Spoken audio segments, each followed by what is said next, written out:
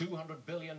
This October, we're going to be paying our debts, paying off the interest and those loans on our debt. We will service that debt. We will not be in default at October 17th midnight, period. So what's the meaning, Stuart, then, of this number that they want to raise it to, and why do you need to do it to keep going? Because we have run out of the authority to borrow more money. That's what the debate is about. Under what terms do we borrow more money?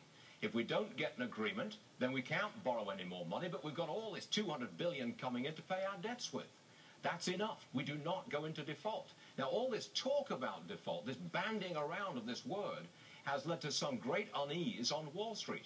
We're going to see the Dow drop maybe 100 points this morning when the opening bell rings. But we're not going into default on October 17th midnight, period. When would we, do you think? I mean, eventually they're saying if you don't raise the debt limit that there would come a point where you wouldn't be able to make one of those payments. When would that happen, do you think? Don't know. I don't know, but you're right. Eventually you do go into default, but that's way down the road.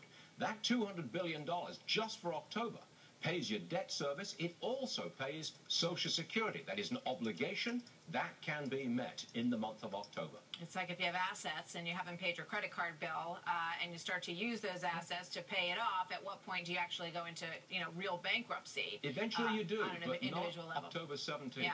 All right, No. Stuart, thank you so much.